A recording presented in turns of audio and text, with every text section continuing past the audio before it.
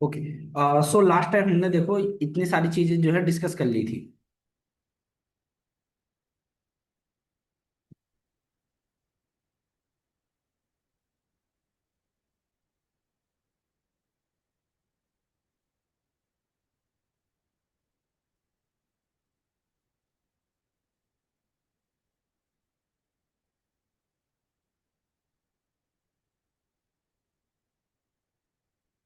Okay.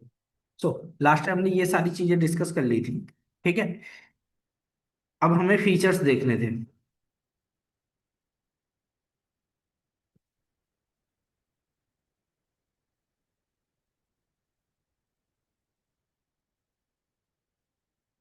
Okay. सो देखते हैं सबसे पहले फीचर्स इसके क्या क्या है। ठीक है। सबसे पहले जो फीचर है वो क्या है, सिंपल। ठीक है। जावा एक बहुत ही सिंपल लैंग्वेज है। अब सिंपल क्यों बोला गया जावा को? क्या ये सीखने में आसान है इसी वजह से सिंपल बोला गया? नहीं। ठीक है। ये सिंपल क्यों बोला गया? बिकॉज इसके अंदर जो है क्या कहते हैं कॉम्प्लेक्सिटीज थी, जो सी एंड सी प्लस प्लस वाली, यूजिंग पॉइंटर्स। ठीक है। सी एंड सी प्लस प्लस में क्या होता था कि अगर आपको कोई भी मेमोरी देनी है, ठीक है, किसी भी उसको एलिमेंट को कोई भी मेमोरी देनी है तो आपको पॉइंटर के थ्रू कैलॉग मैलॉग रियलॉग फ्री इन सब का यूज करना पड़ता था जब भी आपको डायनेमिक मेमोरी एलोकेशन करनी होती थी।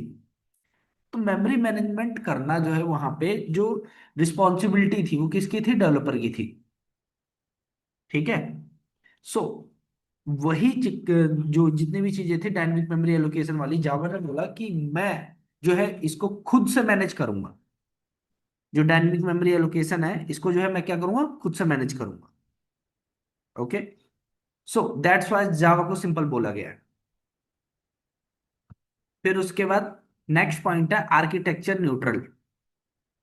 आर्किटेक्चर न्यूट्रल मींस आपको पता ही है, किसी भी टाइप के सीपीयू आर्किटेक्चर पे चल सकता है ये। ठीक है। प्लेटफॉर्म इंडिपेंडेंट है।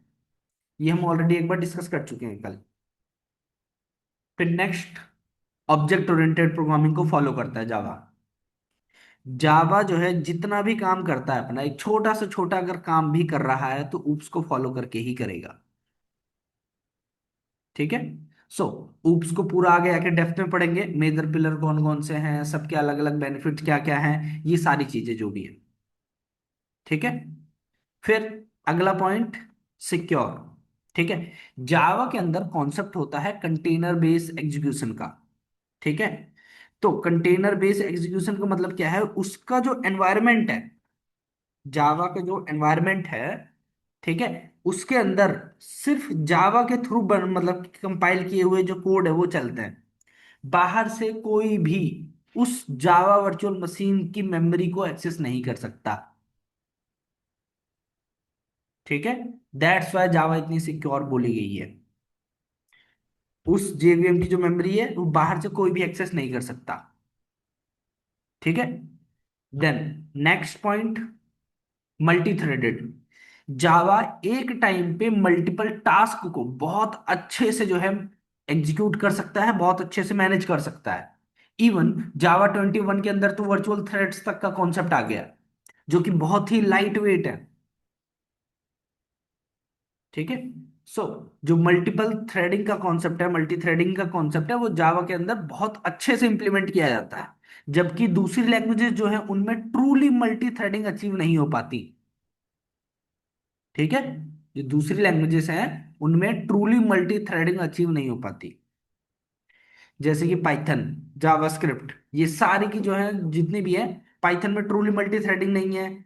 उसके बाद जो है क्या कहते हैं, जावास्क्रिप्ट, जावास्क्रिप्ट सिंगल थ्रेडेड है। ठीक है। लेकिन जावा जैसी लैंग्वेजेस जो हैं यही ट्रूली मल्टी थ्रेडिंग को अचीव करती हैं। ठीक है। वो बात अलग है कि दूसरी लैंग्वेजेस में भी कुछ लाइब्रेरीज वगैरह है, जैसे नोड जेएस में लिव यूवी हो गया, जो कि सी प्लस प्लस से बनाई गई है मल्टी थ्रेडिंग के लिए।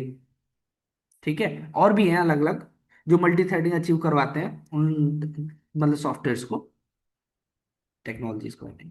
फिर नेक्स्ट, रॉबस्ट। ठीक है। जावा के जितने भी प्रोग्राम होते हैं वो सारे के सारे जो है रॉबस्ट होते हैं बहुत ज्यादा। क्यों? क्योंकि इसके अंदर जावा जो है वो ऑटोमेटिक मेमोरी मैनेजमेंट करता है। और स्ट्रॉन्ग टाइप चेकिंग मैकेनिज्म होता है जावा में। स्ट्रॉन्ग टाइप का मतलब क्या है? Data type. जहां पे भी आपको टाइप दिख जाए, समझ जाइए बात हो रही है डेटा टाइप की। सो जावा के अंदर स्ट्रॉन्ग टाइप चेकिंग मैकेनिज्म होता है। ठीक है, तो इसमें डेटा टाइप चेक होता है। सो दैट्स वाई जावा को रोबस्ट बोला गया है। इसीलिए जो जावा की एप्लीकेशंस होती हैं उसमें नंबर ऑफ हिट्स पढ़ने पे कभी भी उसकी परफॉर्मेंस स्लो डाउन नहीं होती।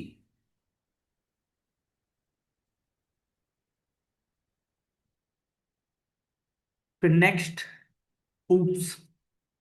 जैसे हमने लास्ट टाइम डिस्कस किया था, ऊप्स क्या है? एक सॉफ्टवेयर डेवलपमेंट मेथडोलॉजी है। सॉफ्टवेयर बनाने का बस एक तरीका है जो कि रिलेट करती है रियल वर्ल्ड से। ठीक है, एंड इसके चार मेजर पिलर हैं: inheritance, polymorphism, abstraction and encapsulation. ये चार मेजर पिलर हैं।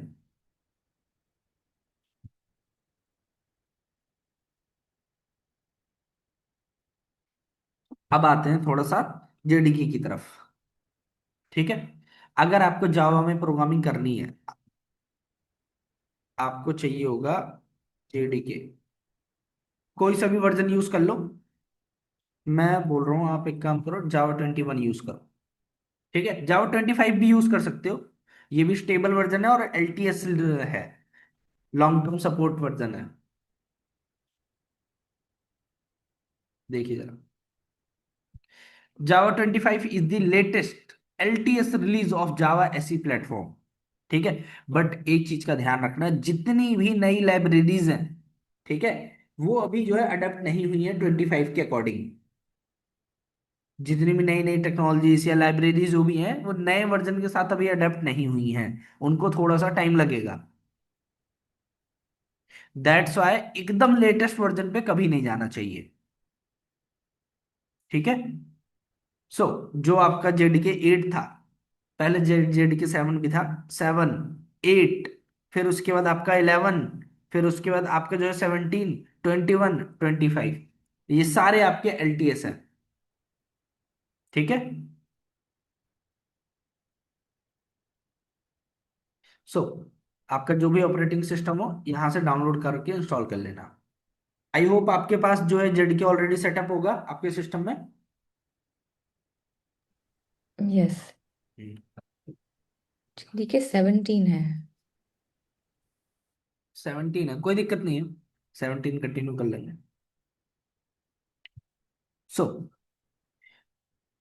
सो यहाँ पे देखिए, सबसे पहले क्या है? JDK, Java development kit. नाम से पता चल रहा है किट, तो इसके अंदर बहुत सारी चीजें होंगी। जब भी आप कभी जेडीके को इंस्टॉल करते हो, वो आपके सिस्टम में सी ड्राइव के अंदर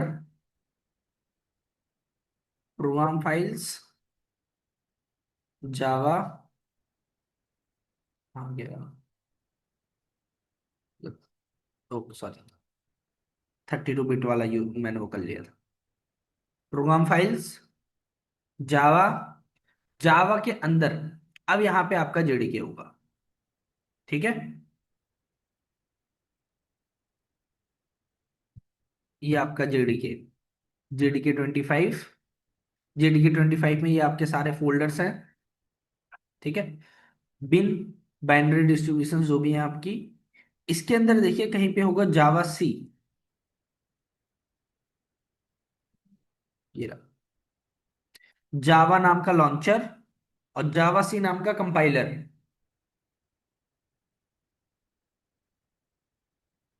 सो जो जब भी हम कभी भी कमांड प्रॉम्प्ट पे कुछ भी टाइप करते हैं, तो ये जो है जावा सी, ये क्या करता है? कंपाइल करता है, और जावा डॉट ई एक्स ये उसे एग्जीक्यूट करता है।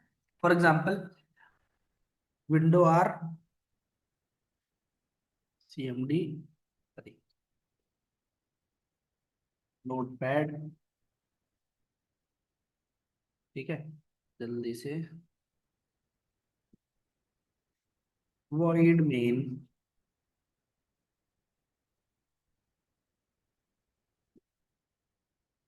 IO dot println, hello world, control S, hello dot Java, save as type, all files, desktop पे सेव। बढ़िया।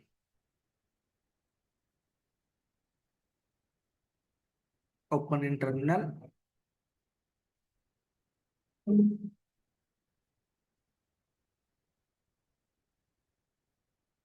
आराम से।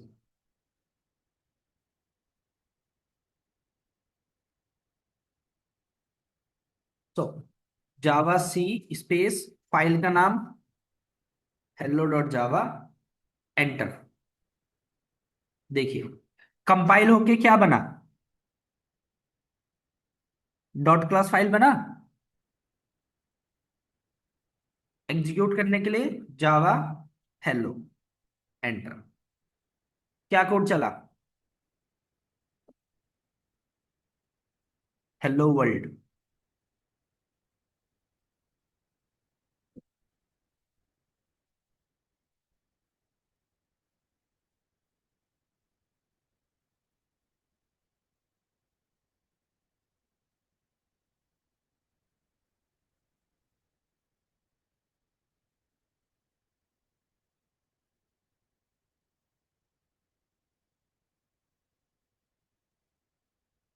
ठीक है।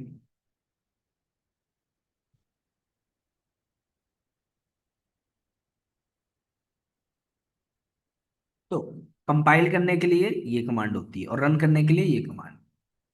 ठीक है। पहले के टाइम पे जब हम आईडीज इतना ज्यादा यूज नहीं करते थे, तो जो भी कमांड्स वगैरह होती हैं वो सारी इस तरीके से चलाई जाती थी। ठीक है।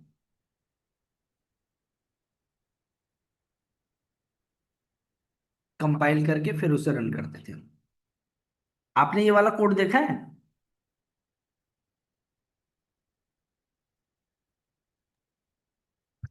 सॉरी। जावा, जावा के अंदर आपने ये वाला कोड देखा है, ये वाला। आ, ये वाला एज इन आयो डॉट हाँ। Println statement. हाँ, और वॉइड मेन, जावा के अंदर ये without public static void main class बनाए, ये नया नया वाला कोड देखा है आपने।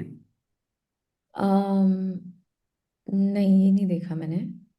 ओके। सो ये है जावा 25 के अंदर। जावा 25 के अंदर न्यू फीचर्स आए हैं। सो जावा 25 के अंदर आपको जो है कोई भी क्लास बनाने की कोई नीड नहीं है, ना ही आपको पब्लिक स्टैटिक वॉइड मेन लिखने की कोई जरूरत है। ठीक है। एंड सिस्टम डॉट आउट की जगह आप डायरेक्ट आईओ को यूज कर सकते हो। ओके। ये जावा 25 में ओनली। ठीक है, ध्यान रखना। अगर आप 21 वगैरह में हो तो प्रीव्यू फीचर की तरह यूज कर सकते हो।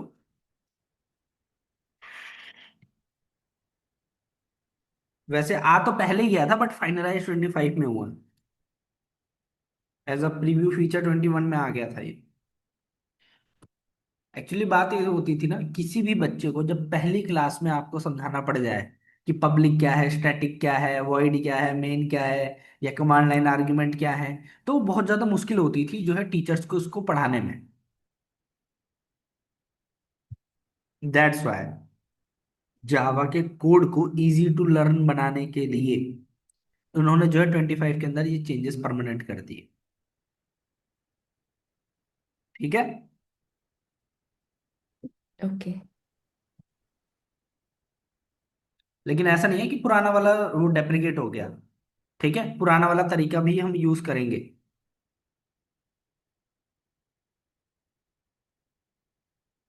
तो इस तरीके से कंपाइल एंड रन किया जाता है।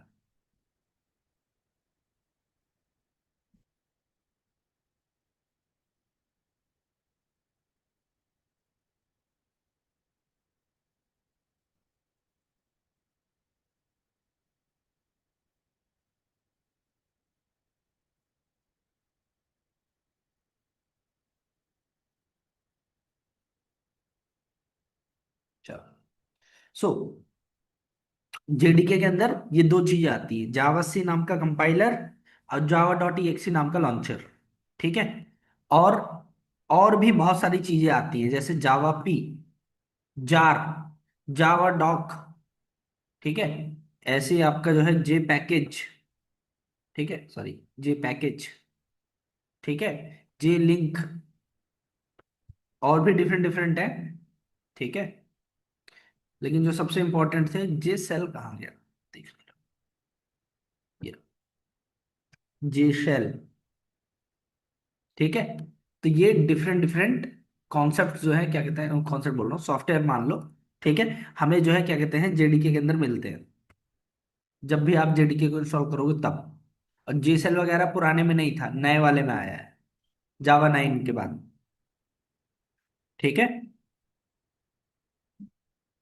ओके।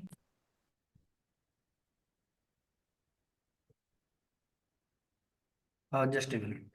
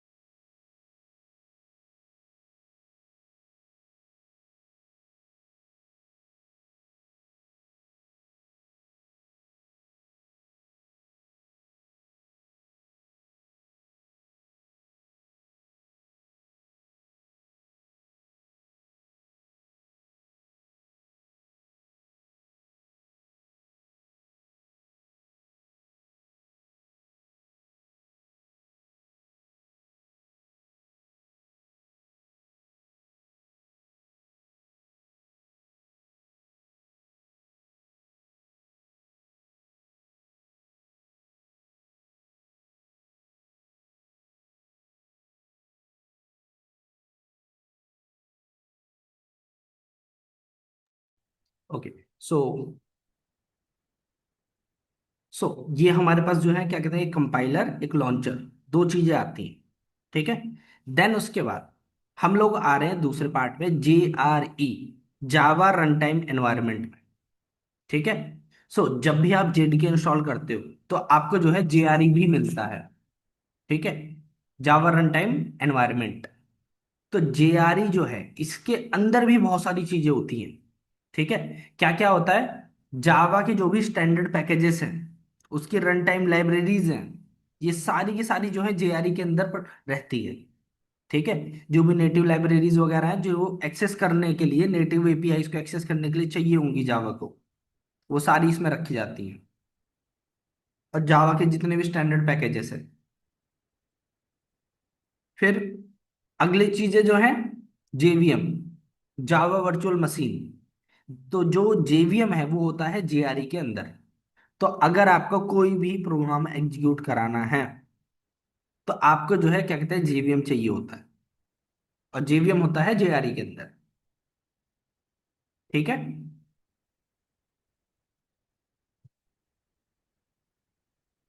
सो अब जो JVM है, ठीक है, JVM के अंदर भी बहुत सारे अलग अलग टास्क होते हैं, ठीक है। तो जो जावा का प्रोग्राम है, उसका जो फ्लो होता है वो कुछ इस तरीके से होता है, देखो। सबसे पहले कोई भी अगर डॉट जावा फाइल है, जो हमारा सोर्स कोड है, ठीक है, वो सबसे पहले हम कंपाइलर के थ्रू कंपाइल करते हैं, ठीक है। और जो बनेगा उसे हम बोलते हैं बाइट कोड।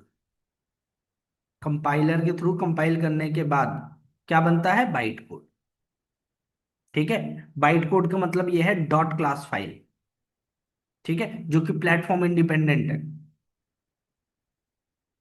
फिर जो आपका ये बाइट कोड है, ये जाता है किसके पास, JVM के पास। जब भी आप जावा लॉन्चर से कमांड चलाते हो इसको एग्जीक्यूट करने के लिए, डॉट क्लास फाइल को, तो वो जाता है JVM के पास, जावा वर्चुअल मशीन के पास, ठीक है। ये सारे स्टेप याद रखना। सो JVM के अंदर सबसे पहला स्टेप क्या है, क्लास लोडर। JVM क्या करता है, ये जो डॉट क्लास फाइल है इसको मेमोरी में लोड करेगा। सबसे पहले उसको लोड करेगा क्लास लोडर। लोड करने के बाद अगला स्टेप क्या है, बाइट कोड वेरीफायर, ठीक है। बाइट कोड वेरीफायर क्या करेगा, उसे वेरीफाई करेगा कि जो ये बाइट कोड है, क्या ये जावा ने ही जनरेट किया है, ठीक है। कहीं किसी ने इसके साथ जो है मान लो कोई भी चेंजेस या कुछ ऐसा मैलिशियस कोड तो इंजेक्ट नहीं कर दिया है। तो बाइट कोड वेरीफायर उसको वेरीफाई करता है, ठीक है। देन वो आगे बढ़ता है। अब आगे वो जाता है इंटरप्रेटर के पास। ध्यान रखना, जावा के अंदर कंपाइलर और इंटरप्रेटर, सॉरी, दोनों होते हैं। ठीक है। सो बाइट कोड आगे जाता है इंटरप्रेटर के पास। Interpreter line by line code को एग्जीक्यूट करता है। ठीक है। एंड उसका साथ देता है JIT, just in time compiler. ठीक है। तो ये क्या करता है, उतने पार्ट को जितनी जरूरत है उसी समय रन करता है जब उसको, जब उसकी जो है नीड है। ठीक है। सो जो जेआईटी है वो क्या करता है, रन करता है जब उसकी जरूरत है तब। ठीक है, और उतने ही पार्ट को। तो जाहिर सी बात है, ये जो है एग्जीक्यूशन को फास्ट बनाएगा। तो जीआईटी ही रीजन है जावा के इतने फास्ट होने का। ठीक है। फिर इंटरप्रेटर और जेआईटी दोनों मिलके जो है क्या करते हैं, रन टाइम पे इसे एग्जीक्यूट करते हैं। इसका प्रॉपर जो है रन होगा। अब रन टाइम इंटरेक्ट करता है किसके साथ, ऑपरेटिंग सिस्टम के साथ। और ऑपरेटिंग सिस्टम किसके ऊपर होता है, हार्डवेयर के ऊपर। तो इस तरीके से काम चलता है। और जब भी कोई प्रोग्राम एग्जीक्यूट होता है एज अ प्रोसेस, तो उसे कुछ ना कुछ रिसोर्स चाहिए होता है। ठीक है। तो रिसोर्स कहाँ से मिलता है, सिस्टम से, हार्डवेयर से। और हार्डवेयर से डायरेक्टली तो इंटरेक्ट कर नहीं सकते, तो बीच में जो है ऑपरेटिंग सिस्टम आता है। ठीक है। यहां तक किसी चीज में कोई डाउट? एक क्वेश्चन है। सो हाँ। एक कंपाइलर तो सोर्स कोड के ऊपर रन हो रहा है जो हम लेफ्ट में देख रहे हैं, और दूसरा एक और कंपाइलर है। ये डिफरेंट कंपाइलर्स हैं एक्चुअली या सेम? कंपाइलर नहीं है, वो इंटरप्रेटर है। नहीं सॉरी, जेआईटी की बात कर रहे हो आप? एक जीआईटी कंपाइलर है और एक लेफ्ट बॉक्स में ओके। देखो, कंपाइलर दोनों है। के अलग अलग रोल है। ठीक है। जो ये लेफ्ट साइड वाला जो कंपाइलर है जावा सी, ये जो कंपाइलर है ये क्या करता है, जावा का जो सोर्स कोड है उससे डॉट क्लास फाइल जनरेट करता है, बाइट कोड जनरेट करता है। ठीक है। इसने सिर्फ जनरेट कर दिया, कन्वर्ट कर दिया।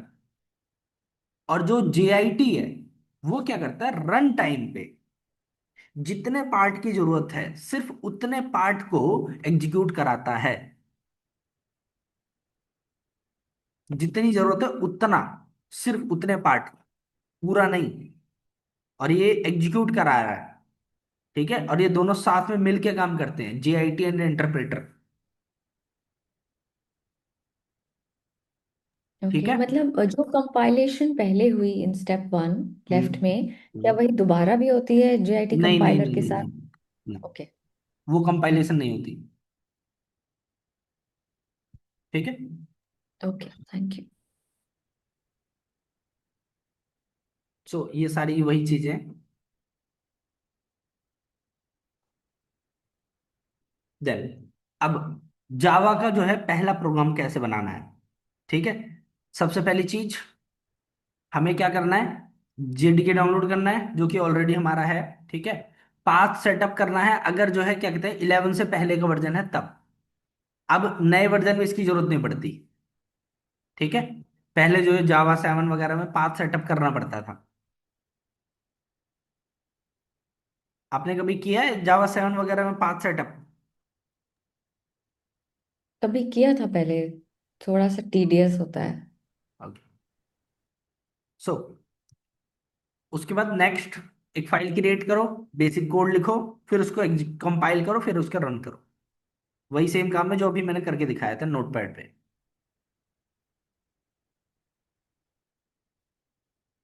अब जो मेन मेथड है और ये जो पूरा प्रोग्राम है, क्या काम करता है, क्यों है, ये सारी चीजें देखनी है। ठीक है।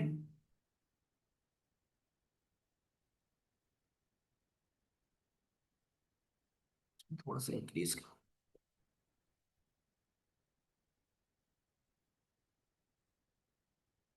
सो देखते हैं। सबसे पहली चीज क्या है, पब्लिक।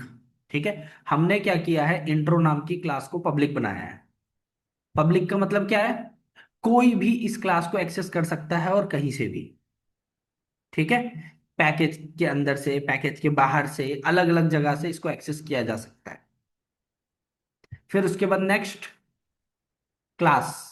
ठीक है। जावा के अंदर कभी भी आपको कोई क्लास बनानी है तो आपको क्लास कीवर्ड लिखना पड़ेगा। ठीक है। तो पब्लिक क्लास इंट्रो, ये क्लास का नाम है जो आइडेंटिफायर है, इसका नाम है इंट्रो क्लास का। ठीक है। सो इंट्रो नाम की क्लास है और इसको हमने पब्लिक मार्क किया है। और ध्यान रखना, पब्लिक में एक रूल होता है कि एक फाइल में सिर्फ और सिर्फ एक ही क्लास पब्लिक होनी चाहिए। ठीक है। और जिस मतलब कि जो जो क्लास पब्लिक है उसी नाम से एग्जैक्ट फाइल का नाम भी होना चाहिए। ठीक है, अदरवाइज आपको एरर मिल जाएगी कंपाइल टाइम पे। फॉर एग्जाम्पल, क्या लिखा है?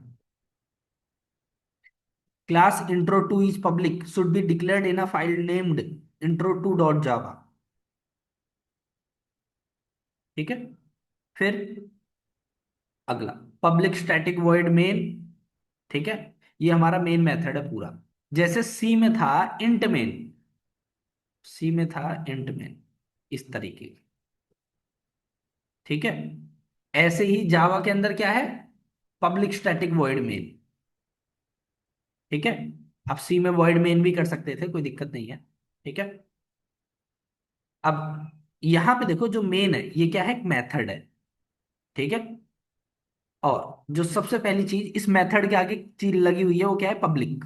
पब्लिक का मतलब ये है कोई भी इसको एक्सेस कर सकता है कहीं से भी। फिर अगला आता है स्टैटिक। ठीक है। सबसे पहली चीज, स्टैटिक के मल्टीपल काम होते हैं। ठीक है। सबसे पहला काम क्या होता है, जो स्टैटिक है ये जो है क्या कहते हैं, लोड टाइम पे सबसे पहले मेमोरी इसको मिलती है। ठीक है। कंस्ट्रक्टर से भी पहले स्टैटिक चलता है। ठीक है। तो लोड टाइम पे ही स्टैटिक डेटा जो है, या स्टैटिक मेथड जो है, उनको मेमोरी मिल जाती है। और दूसरा, जो स्टैटिक है, स्टैटिक के लिए आप यहाँ पे क्या कर सकते हो, सॉरी, जो स्टैटिक है, स्टैटिक को बिना ऑब्जेक्ट बनाए यूज किया जा सकता है। ठीक है। बिना ऑब्जेक्ट बनाए क्लास नेम से डॉट लगा के आप स्टैटिक को यूज कर सकते हो। ठीक है। जैसे इंट्रो डॉट मेन आप यूज कर सकते हो। फिर वॉइड। ठीक है, स्टैटिक वैसे पूरा का पूरा चैप्टर है, इसको डेप्थ में पढ़ेंगे आगे। ठीक है, कि स्टैटिक डेटा क्लास से बिलोंग करते हैं, ऑब्जेक्ट से बिलोंग नहीं करते, बहुत सारी चीजें वो देखेंगे आगे। ठीक है। सो अगला जो मेन मेथड है, ये क्या किसी तरीके की वैल्यू रिटर्न कर रहा है? नहीं। ठीक है। तो ये कोई भी वैल्यू जो है रिटर्न नहीं कर रहा। सो नेक्स्ट, मेन ये मेथड का नाम है। फिर जो मेन मेथड है, इसके अंदर हमने क्या बोला कि स्ट्रिंग टाइप का एरे जो है आएगा, इसे हम बोलते हैं command line argument. Command line arguments. ठीक है। आपने कभी सोचा है, जब भी हम जावा का कोड कंपाइल करते हैं तो जावा डॉट ई तो सॉफ्टवेयर का नाम है। फिर उसके बाद कंसोल पे जो आगे मैं फाइल नेम देता हूं या क्लास नेम देता हूं, वो जावा कैसे जो है एक्सेप्ट कर लेता है? क्या हमने फाइल नेम वगैरह जावा डॉट ई में हार्ड कोड करके रखी है, जो भी एग्जीक्यूट करनी है मेरे को? नो। तो जावा कैसे पता कर पाता है कि यूजर ने क्या डाला है फाइल नेम? अगर मैं लिख रहा हूं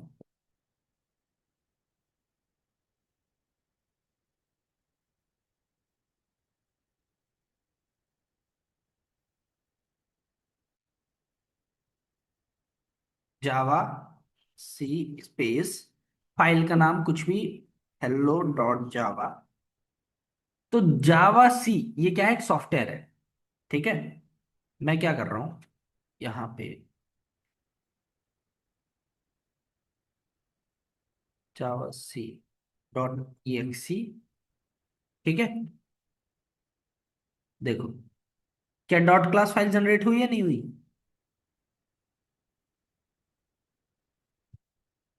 हुई है।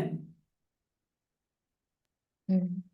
क्यों हुई है? क्योंकि जावा सी जो है वो एक एग्जीक्यूटेबल फाइल है। ठीक है। तो विंडोज के अंदर डॉट ई लगाओ या ना लगाओ, वो सॉफ्टवेयर की तरह एग्जीक्यूट होती है जावा सी। ठीक है।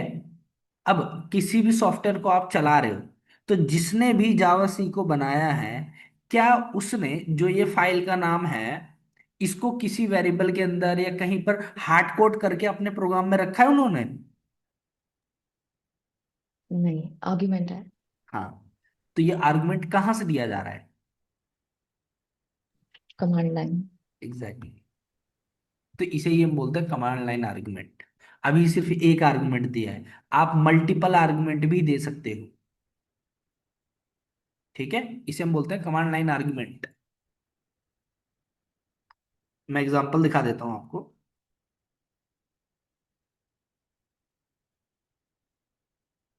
इंटेलिजेंट आइडिया में दिखा, मान लो यही है, टर्मिनल ओपन किया मैंने, CLS,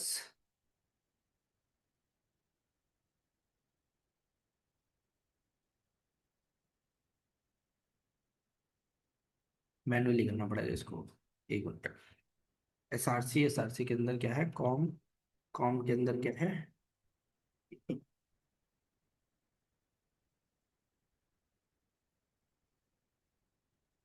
जावा सी स्पेस, काम करो, ARGS स्क्वायर ब्रैकेट 0 प्लस में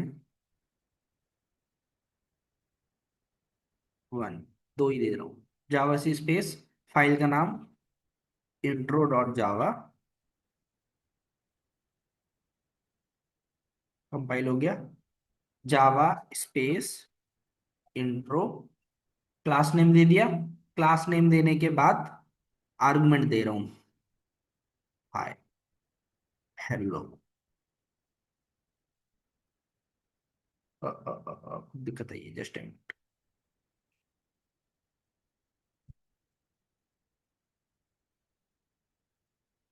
अरे यार, पैकेज लगा हुआ है इसके अंदर। हम्म,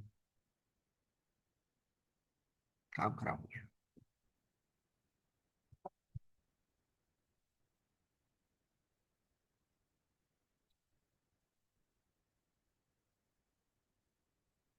इस पे भी देखना तो, कंपाइल किया, रन किया, क्या लिखा हुआ आ रहा है देखना।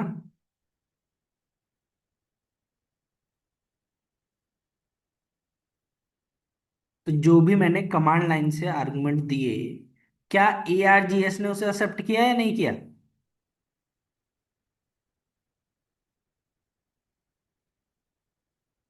Yes. That's it is called command line arguments. ठीक है। ओके। ये जैसे पैकेज वाली एरर थी, बिकॉज ये हमें भी सेम एरर आएगी अगर हम ट्राई करेंगे तो। देखो एक्चुअली जो पैकेज होता है ना, पैकेज का मतलब ये है, ये आपसे एक्सपेक्ट करता है कि आप जो है क्या कहते हैं अपना कोड इस फोल्डर में डालो। ठीक है। तो पैकेज वाली हम्म। जो कमांड्स होती है ना, इनको डायरेक्टली नहीं चलाया, मतलब पैकेज वाली जो फाइल्स है उनको डायरेक्टली नहीं चलाया जा सकता। मैं भी बहुत पहले यूज करता था इसको। ओके।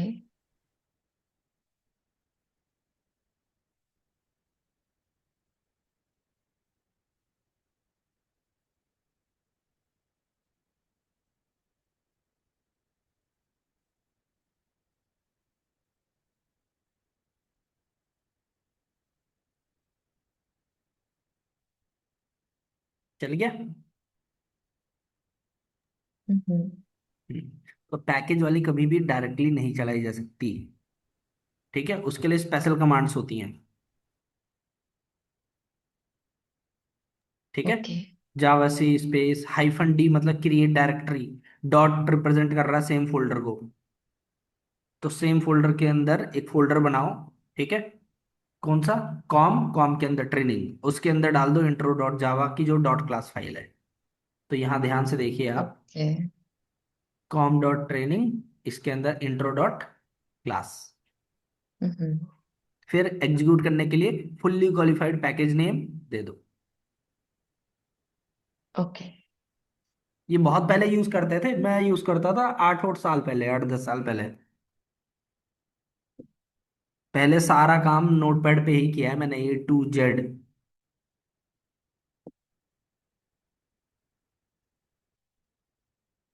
तो बोलो पता नहीं कैसे कमांड याद है मेरे को।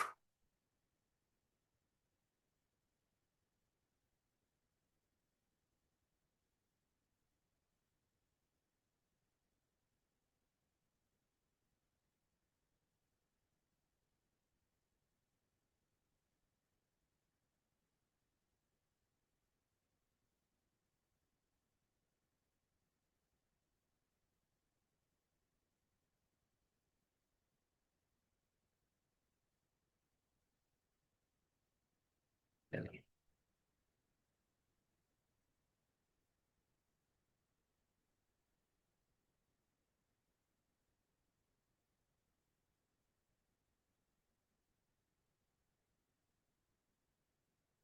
ठीक है।